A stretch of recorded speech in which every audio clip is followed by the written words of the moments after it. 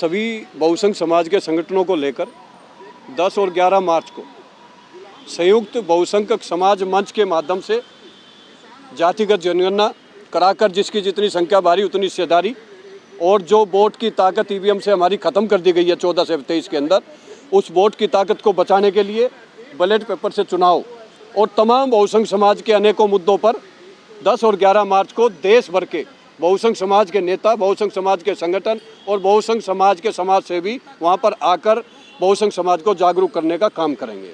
10 और 11 मार्च को जो प्रमुख मुद्दे हैं, जो जातिगत जनगणना का जो ज्वलंत मुद्दा है, जो इस देश के अंदर, बिहार के अंदर भी जातिगत जनगणना शुरू हो चुकी है, कहीं ना कहीं अनेक राज्यों में भी इसकी मांग उठ रही है, उत्तर प्रदेश के अंदर भी विपक्ष इसकी आवाज़ उठा रहा है, सेंटर में भी काफ़ी लोग इसकी आवाज़ उठा रहे हैं। कहीं ना कहीं अगर ये मुद्दा इस आने वाले संसद के सत्र में अगर जाति जनगणना का पूरा हो जाता है तो जो 75 वर्ष से जो 10% के लोग न्यायपालिका, राजनीति और कार्यपालिका, प्राइवेट सेक्टर, मीडिया, तमाम संगठन, तमाम जगहों पर जो कब्जा जमाए बैठे हैं, उनकी पोल खुल जाएगी। इसीलिए कोई भी सरकार, कांग्रेस की रही हो चाहे भाजपा की, वो इसको नहीं मानती है, क्योंकि उसको पता लग जाएगा कि इस देश के सामने सच्चाई आ जाएगी।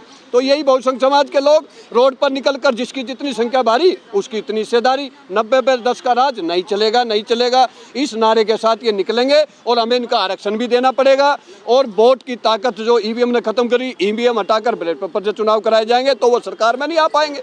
कहीं ना कहीं आज पूरे देश के अंदर अत्याचार, अन्याय की सीमा पार हो चुकी है। हाथरस की बेटी को आप देखिए, न्याय नहीं मिला, उसके दोषियों को रिहा कर दिया गया। तमाम दलितों और पिछड़ों के, माइनॉरिटी के लोगों पर अत्याचार, अन्याय बढ़ रहा है। उनके नेताओं पर फर्जी मुकदमे, ईडी, सीबीआई का इस्तेमाल कर उनको तोड़ने का काम किया जा रहा है। इसलिए 10 और 11 मार्च को मैं देश के सभी बहुसंघ समाज के संगठनों से, देश के सभी विपक्ष की पार्टियों से, नेताओं से आह्वान करता हूं कि आप लोग 10 और 11 मार्च को दिल्ली के ऐतिहासिक रामलीला मैदान में करोड़ों की संख्या में पहुंचकर इस सरकार को ये दिखा दो बहुसंघ समाज की ताकत कि हम मूल निवासी है। इस देश को आजाद हमने कराया, इस देश को सींचने का, विकास की तरफ ले जाने का, वोट की ताकत से सरकार बनाने का काम हम लोगों ने किया। अगर अब हमारा आरक्षण नहीं बढ़ा, मंडल आयोग की सिफारिश लागू नहीं हुई, ईवीएम हटाकर बैलेट पर से चुनाव नहीं हुए, जातिगत कराकर हिस्सेदारी नहीं दी, तो हम आने वाले विधानसभा और लोकसभा में वोट की ताकत से आपको उखाड़ फेंकेंगे और अपने बहुसंघ समाज की सरकार बनाकर हम ये दोनों मुद्दों को करने का काम करेंगे। ये 10 और 11 मार्च को हमने निर्णय ले लिया। ये विकास का वर्ष चल रहा है और ऐसे में कब तक आप लोग जातिवादी को लेके, जातिवादी सोच को लेके, मानसिकता को लेके चलते रहें?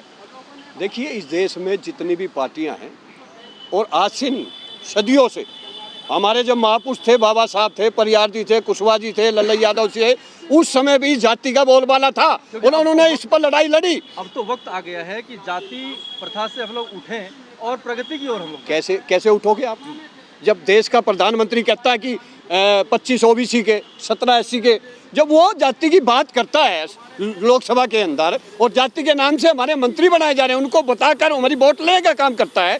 और देश का जो आरएसएस का मुखिया है वो खुद कहता है कि ये जातियों का काम पंडितों ने किया, खुद पंडित होते हुए पंडित और ब्राह्मण में भी पक्षपात कर दिया। कहीं ना कहीं ये जाति और धर्म इस देश से ना पहले गया था ना जाएगा। अब बहुसंघ समाज शिक्षित हो चुका है, जागरूक हो चुका है, वो अब विकास की तरफ जा रहा है, डॉक्टर, इंजीनियर, आईपीएस की तरफ जा रहा है और देश की सत्ता की तरफ एमएलए, एमपी बनकर अपने सत्ता लेकर इस देश को आगे ले जाने का काम भी बहुसंघ समाज करने वाला है आने वाले टाइम में। तो इतने सारे लोगों को जो संख्या में आप जुटाना चाहते हैं, इससे क्या संदेश दे देंगे आप कि हम बहुत बड़े जातिवादी हैं और हमारे फेवर में इतने सारे लोग? किसने जाति बनाई? बहुसंघ समाज ने तो जातियां नहीं बनाई। ये जाति जो 6743 जातियां किसने बनाई? भागवत जी ने बता दिया ना आपको। हमने कोई जाति नहीं बनाई है, हम एक कर्मयोगी हैं, इस देश के देशभक्त लोग हैं, मूल निवासी हैं देश के। ये देश हमारा है, पुरखों ने अंग्रेजों मुगलों को भगाया और आज भी आज़ादी में पेट भरने का, वोट की ताकत से देश की रक्षा कौन कर रहा है? हमारे ही बच्चे कर रहे हैं ना। ये लोग तो देश को लूट के भाग रहे हैं, बैंकों को लूट रहे हैं। देश को कहता था मैं बिकने नहीं दूंगा, आज गेल बेल, रेल, देश, बस अड्डा, सवाई अड्डा सब बेच दिया। क्या हो रहा है ये? अडानी कहाँ से आ गया? 14 से पहले अडानी कहाँ था? विकास हो रहा है। विकास हो रहा है अडानी अंबानी का, अमित शाह, मोदी का, और देश का विनाश हो रहा है। आज सिलेंडर 1100 रुपये का होगा, जब मोदी जी नहीं आए थे तो 600 रुपये का था। आज पेट्रोल 100 रुपये का हो गया, उस समय 60 रुपये का था। हम तो मोदी जी से कहते हैं हमें ये अच्छे दिन नहीं चाहिए, हमारे तो वही पुराने दिन लौटा दो, वो गाना ना, हम तो पुराने दिन गाने की तरफ जा रहे हैं। और लेकिन आज देश को जो है बेचने की तरफ ले जाया जा रहा है। तो 10 और 11 मार्च को हमारा करोड़ों की संख्या में जुटाने का ये मकसद है कि सरकार को अपनी ताकत दिखाकर अपने लोगों को इतिहास के बारे में, उनके हक अधिकार के बारे में उनको जागरूक कर कर ये बताएंगे कि कौन 10% के लोग आपकी पीढ़ी को जो आने वाली है उसका हक छीनेंगे, और जो आज वर्तमान में पीढ़ी है उसका हक छीन रहे हैं। कौन आपकी सत्ता पर कब्ज बैठा है, कौन डॉक्टर इंजीनियर आईपीएस बनने से रोक रहा है, कौन सा कॉलेजियम सिस्टम है जो आपको जज बनने से रोक रहा है, कौन सा इलेक्ट्री एंट्री का है जो आपको आईपीएस आईएएस बनने से रोक रहा है। आज डायरेक्ट आईएएस आईपीएस लगाए जा रहे हैं, सीधा सेक्रेटरी लगाया जा रहा है। हमारा जो है यूपीएससी के अंदर इंटरव्यू व्यवस्था की वजह से जो है हमारे बच्चों को जो है रिटर्न में सेलेक्ट हो जाते हैं, मेरिट में आ जाते हैं, उसके बाद इंटरव्यू में निकाल दिया जाता है। बहुत बड़ा जो है हमारे साथ छल किया जा रहा है।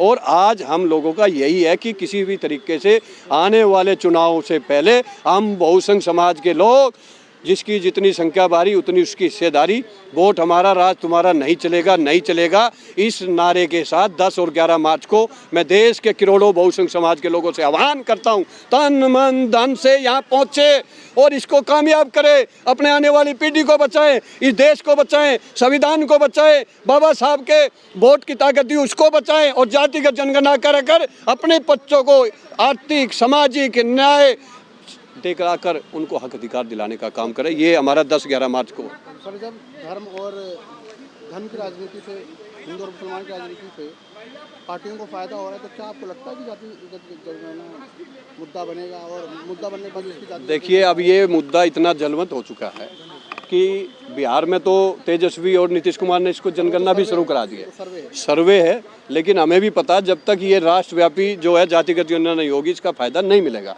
लेकिन कहीं ना कहीं हमें शुरुआत करनी पड़ेगी। जनप्रतिनिधियों के स्तर पे क्या? देखिए, मैं आपको आज बताना चाहता हूँ कि आज 300 के आसपास हमारे बहुसंघ समाज के सांसद हैं, तो मैं आज उनको भी कहना चाहता हूँ कहीं ना कहीं अगर आने वाले टाइम में और 10-11 मार्च को रामलीला मैदान में आपने पहुंचकर हमारी आवाज को बुलंद नहीं किया तो आने वाले विधानसभा लोकसभा चुनाव में ये बहुसंघ समाज के लोग आपको भी वोट की ताकत से, समाज के अधिकार से बहिष्कार कर आपको भी हराकर और अपने नए बहुसंघ समाज को लोकसभा में भेजने का काम करेगा। ये मैं बताना चाहता हूँ। बहुसंघ प्रधानमंत्री जी हमेशा पिछड़े और जो अति पिछड़े हुए लोग हैं उनके प्रति उनका विशेष फोकस है, और हर एक भाषण में आप देखेंगे कि हमें जो है पिछड़े लोगों के प्रति संवेदना है। तो आप किस तरीके से ये देखिए गणना करा करके इसको आप बता रहे? देखिए, पिछड़ा वर्ग एक शब्द था, उसको अति पिछड़ा, महा पिछड़ा, ऐसे अति दलित, महादलित बनाने का काम है। लोगों को बांटना,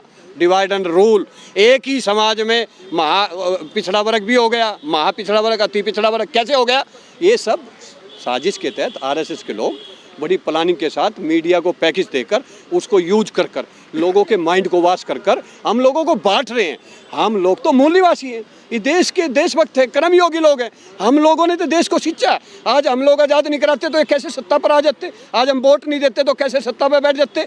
कहीं ना कहीं आज हमारे लोगों को अब शिक्षित हो चुके हैं, जागरूक हो चुके हैं, और 10-11 मार्च को एक बहुत बड़ा महाकुंभ न्याय अधिकार के रूप में रामलीला मैदान में होने जा रहा है। और देखिए, इसके अंदर जो है चंद्रशेखर रावण जी भी आ रहे हैं, वामन मेश्राम जी भी आ रहे हैं, राजकुमार सैनी जी भी आ रहे हैं, सावित्रीबाई फूले जी भी आ रहे हैं, किसान नेता राकेश टिकेश जी भी आ रहे हैं, तो वहाँ विशंबर दास निषाद जी भी आ रहे हैं, पूर्व सांसद जी, और जो रामचरितमानस पर जो बिहार के मंत्री चंद्रशेखर यादव जी वो भी आ रहे हैं। तमाम बहुसंघ समाज के लोगों का वहाँ जमावड़ा होने जा रहा है।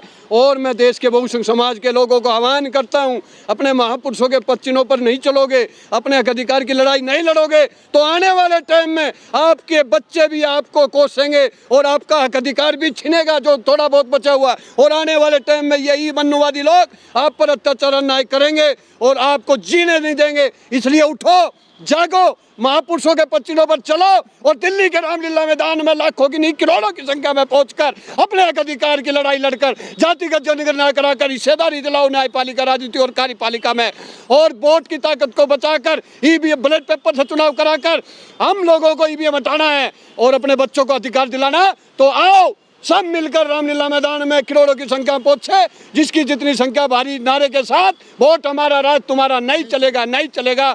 जय हिंद, जय भारत। अभी मोदी जी का एक बयान आया है कि कुछ लोग कह रहे हैं मर जा मोदी, मर जा मोदी, और जनता कह रही है कि मत जा मोदी, मत जा मोदी। देखिए, जो मर्जा बोल रहे हैं और जो मत जा, वही आरएसएस के लोग हैं, वही मीडिया के लोग हैं, वही पार्टी के कार्यकर्ता है। बहुसंघ समाज का कोई भी नहीं बोल रहा मत जा मोदी। देश विकास के लिए काम कर रहे हैं, लोग आलोचना ही करते हैं। विकास हो रहा है, घेल बेल रेल देश बच्चा सब बेच दिया, कहाँ पे रह गया? इस देश को बेचा जा रहा है। हमें इस देश को बचाना है, इस देश को बचाना तो संविधान को बचाना पड़ेगा, क्योंकि ये लोकतंत्र जो है संविधान से चलता है, धर्म से नहीं चलता। इसलिए आओ हम सब मिलकर 10-11 मार्च को सब मीडिया वहाँ पहुँचे और इस आवाज़ को देश के बहुसंख्य समाज तक पहुँचाए, सरकार तक पहुँचाए, ताकि रामलीला मैदान में भारी संख्या में पहुँचकर इस आंदोलन को कामयाब करें और अपना हक अधिकार लेकर अपने देश को आगे ले जाए।